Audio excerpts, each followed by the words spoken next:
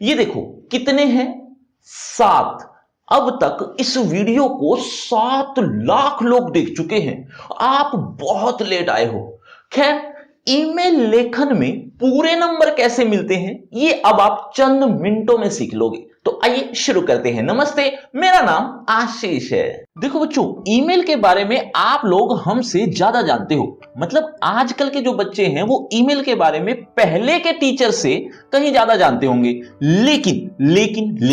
लेकिन ईमेल लेखन में नंबर पूरे कैसे मिलेंगे और साथ ही साथ आंसर शीट में उस ईमेल लेखन को प्रेजेंट कैसे करना है, लिखना कैसे है, ये टीचर्स ज्यादा जानते हैं। तो ध्यान से देखो, ईमेल लिखा कैसे जाता है। ईमेल को इलेक्ट्रॉनिक मेल भी कहते हैं। इलेक्ट्रॉनिक मतलब डिजिटली, और मेल मतलब होता है एक तरह का पत्र।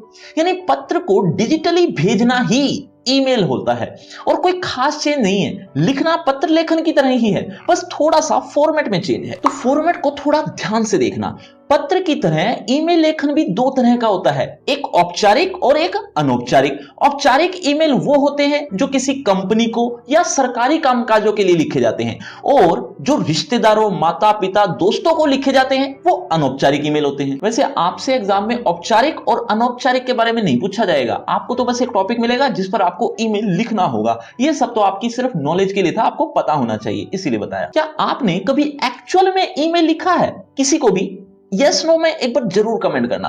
देखो फॉर्मेट देखो, सबसे पहले आपको फ्रॉम लिखना है। अब चूंकि हिंदी का एग्जाम है तो प्रेषक लिखना है, या इस तरह से आप दोनों भी लिख सकते हो जैसा आप सामने देख रहे हो। प्रेषक का मतलब होता है भेजने वाला, और प्रेषक के ठीक सामने भेजने वाले का यानी आपका खुद का ईमेल एड्रेस आ जाएगा।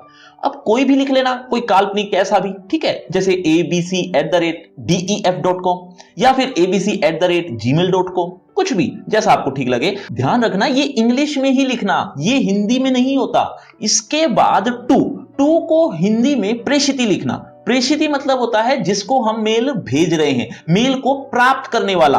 अब उसका मेल एड्रेस आपको इसके सामने ही लिखना है, जैसे xyz@gmail.com। इसके बाद cc, हिंदी में इसे कार्बन कॉपी इस तरह लिखते हैं। जब आपको एक ही मेल कईयों को भेजनी होती है तो इसका प्रयोग होता है। जैसे आपने कोई मेल 10 लोगों को भेजनी है तो एक की मेल आईडी या एड्रेस यहां आ जाएगा और बाकी 9 का यहां, जिससे एक ही मेल एक साथ सबको पहुंच जाएगी। नाम से ही पता चल रहा है, कार्बन कॉपी यानी बिल्कुल एज इट इज मेल जो सबको चली जाए, जिसको आप भेजना चाहते हैं। यहां BCC यानी ब्लाइंड कार्बन कॉपी।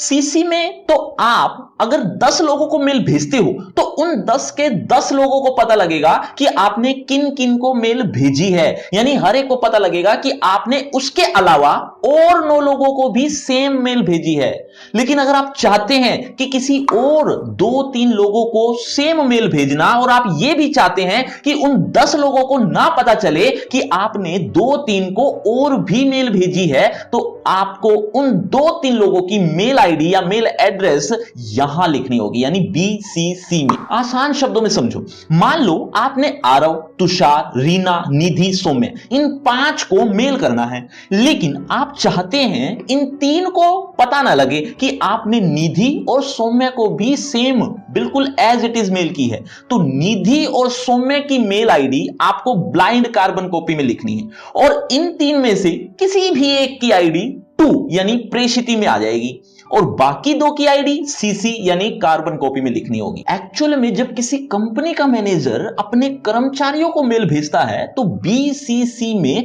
अपने बॉस की मेल आईडी डालता है, ताकि कर्मचारियों को यह ना पता लगे कि यही मेल बॉस को भी भेजी गई है। वैसे आपको एग्जाम में CC और BCC की जरूरत ही नहीं पड़ेगी। क्यों? क्योंकि आपको तो सिर्फ एक को मेल भेजनी है, इसीलिए इस BCC और CC को हम हटा देते हैं, इसको आपको नहीं लिखना। तो फॉर्मेट में आपको प्रेषिती के बाद विषय लिखना है, और विषय कुछ शब्दों में ही लिखना है। पूरा वाक्य मत लिखने बैठ जाना बच्चों, सिर्फ 5-7 शब्दों में विषय काफी रहता है, ठीक है। बस आपको तो विषय में यह बताना है कि आप किस टॉपिक पर मेल लिख रहे हैं।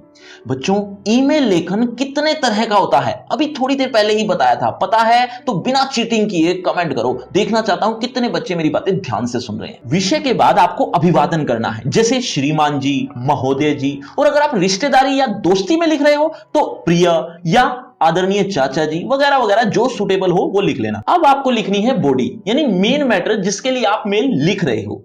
जिस तरह से आप पत्र लेखन की बॉडी लिखते हो ना, ठीक वैसे ही मेल की बॉडी भी लिखनी है।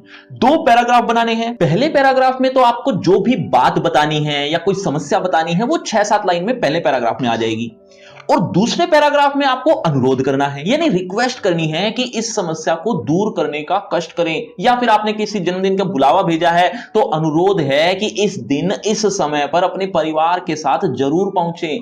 इस तरह से दूसरा पैराग्राफ 2-3 लाइनों का हो जाएगा। बस इस तरह से आप बॉडी लिखो, धन्यवाद करो और अंत में अपना नाम लिखो, बस हो गया ईमेल लेखन। अब आपको ईमेल को और अच्छा बनाना हो तो बॉक्स बना देना। बॉक्स कुछ इस तरह से बनाना, हालांकि कोई जरूरी नहीं है कि बॉक्स बनाना ही है, लेकिन थोड़ा अच्छा लगता है। इससे आपके नंबर कुछ एक्स्ट्रा ही मिलने के चांसेस हैं। एक और बात ध्यान से सुनो, औपचारिक और अनौपचारिक ईमेल में कोई खास फर्क नहीं है, दोनों का फॉर्मेट भी सेम है। तो फिर फर्क क्या है?